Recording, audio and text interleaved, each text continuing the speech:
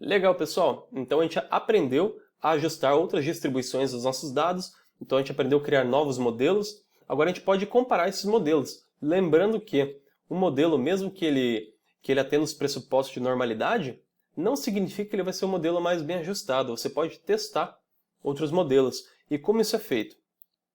Isso é feito por meio do critério de Akaique. Não é a única forma, mas com certeza uma das formas mais populares, porque o critério de Akaique ele penaliza o seu modelo. Então ele olha para o seu modelo e diz o seguinte: olha, quantos parâmetros o seu modelo ele utilizou para se ajustar?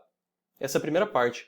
A segunda parte ele é referente sobre o quão bem ajustado está o modelo em relação aos seus dados.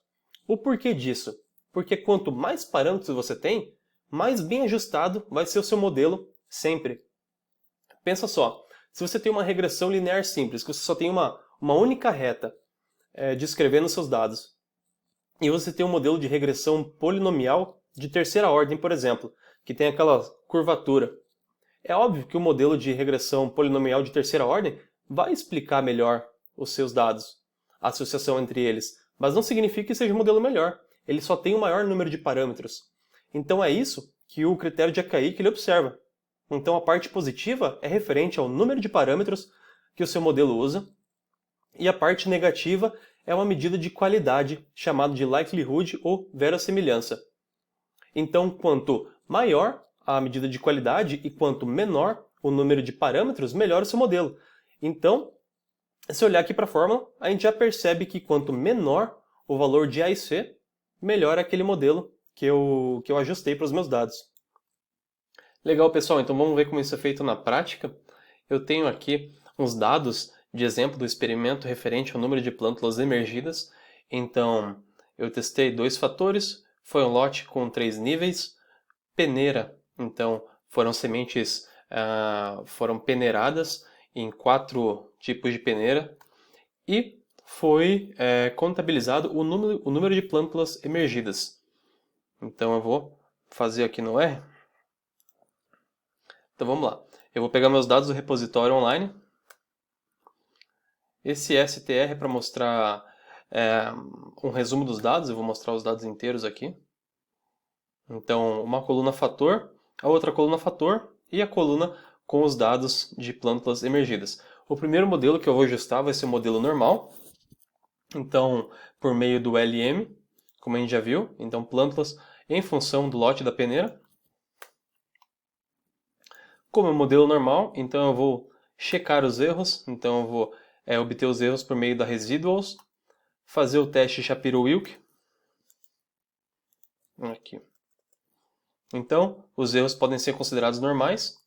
Agora eu vou carregar o pacote car, que tem os outros 2 testes que eu vou usar. O teste de Levine.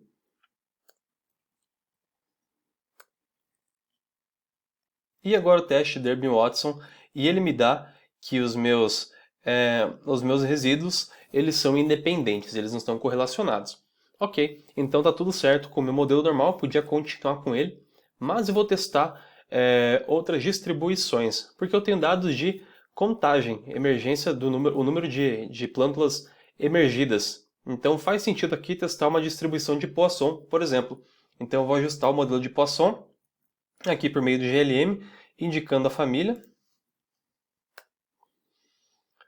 Como Poisson tem aquela questão que a variância e a média são iguais, então não pode a variância ser maior do que a média, por exemplo, então ele vai fazer esse teste de superdispersão dos dados. Eu vou fazer isso por meio do pacote AER. Aquela função dispersion test. Então eu indico aqui o modelo de Poisson. E aqui, ele me dá aqui que no caso não tem essa questão de superdispersão dos meus dados. Então eu posso continuar com o modelo de Poisson. Aqui eu resolvi ajustar mais uma distribuição. No caso a gente não viu ela, mas é uma distribuição pertencente à família exponencial. Então eu posso utilizá-la aqui sem problema. É a distribuição binomial negativa. Ela está nesse pacote mas. Então eu vou carregar o pacote. Vou fazer esse modelo da binomial negativa. Ela é feita por meio da função glm.nb. Então eu não preciso indicar a família aqui, por exemplo, porque a função já é da binomial negativa. E pronto, aqui ó, tem os 3 modelos. Binomial, negativa, normal e Poisson. Agora eu vou comparar esses 3 modelos. E aqui. Olha só, lembrando que o A e C, quanto menor o A e C, melhor. Então se a gente for olhar aqui, a distribuição de Poisson, ela se ajustou um pouco melhor do que as outras 2 distribuições. Então eu poderia continuar com a distribuição de Poisson e fazer os testes de comparação de médias. Eu vou fazer aqui alguns testes, vou seguir com a análise para mostrar de forma comparativa o que muda na prática. Então, eu vou carregar o pacote mmins, vou obter as médias por meio do mmins, então as médias do modelo normal. Vou obter aqui as médias estimadas para o modelo Poisson. Lembrando que aqui eu coloquei tipo resposta para ele me dar a resposta transformada então na escala original. Agora vou carregar o pacote multicomp para obter aquelas letras que indicam as médias diferentes e médias iguais de forma resumida. Então eu estou obtendo um para a distribuição normal e um para a distribuição de Poisson. Isso tudo a gente já viu, né? Aqui. E aqui, agora, eu estou simplesmente colocando lado a lado. Ó, se eu carregar esse cbind, eu estou colocando lado a lado as letras normal e as letras de Poisson. Só que cada um deles tem muita informação. Então repare que tem diversas colunas. Eu simplesmente estou filtrando algumas dessas colunas para ficar mais fácil de visualizar. Então eu estou filtrando a primeira coluna, que é a coluna de lotes, a segunda coluna, que é a coluna de peneiras, e a 8ª e a 16ª coluna, que são as letras referentes à distribuição normal e as letras resumo da distribuição de Poisson. Então vou carregar esse código agora filtrando essas colunas. Então veja bem, aqui são as letras da distribuição normal e aqui as letras que foram obtidas com a distribuição de Poisson. Reparem que tem uma diferença sutil. Aqui no caso, na distribuição de Poisson, que foi a que mais bem ajustou, mostra que aqui teve diferença entre essas duas médias, enquanto na distribuição normal isso não foi observado. E aqui também teve essa pequena diferença. E lembrando que isso foi só uma forma de desdobramento. Podia ter desdobrado lote dentro de peneira e peneira dentro de lote. Então essas diferenças podem ser mais ou menos observadas dependendo da forma com que eu desdobre as minhas médias. Agora, pessoal, eu vou gerar alguns gráficos para mostrar para vocês visualmente qual que é essa diferença. Então, vou carregar o ggplot, carregar esse grid extra. Esse grid extra é um pacote que ele simplesmente vai dividir meu painel gráfico para que eu possa colocar 2 gráficos, então gráficos lado a lado para poder comparar. Então, vou carregar esse pacote aqui.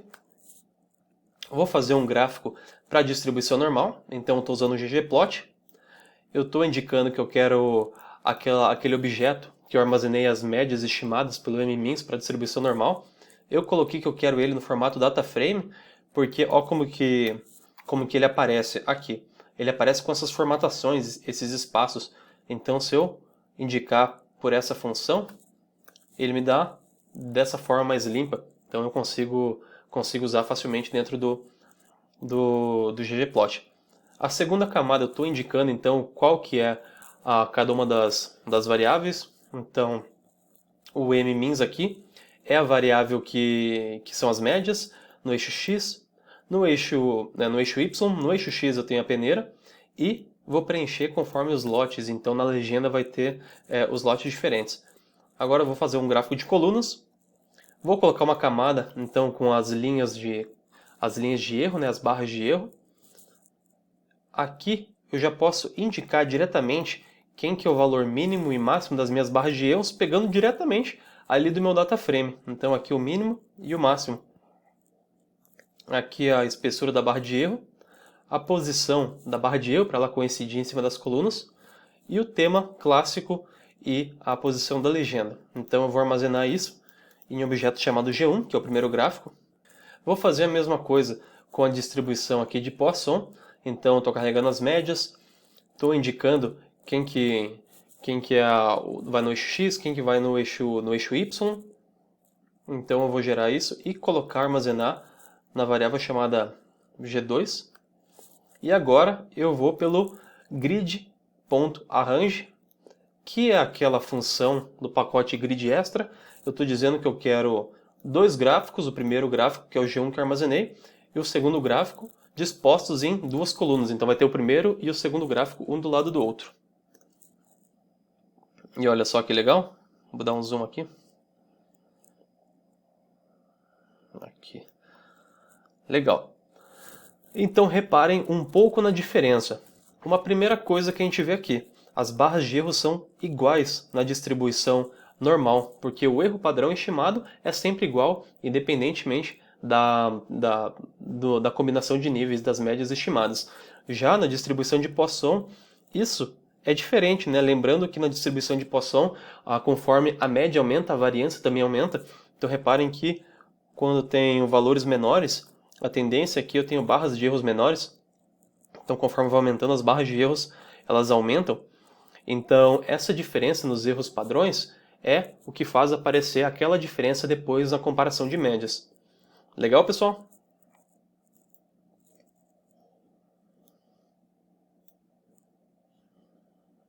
Então, algumas referências aqui, pessoal. E os códigos utilizados nessa aula. Beleza? Até a próxima, pessoal. Até mais.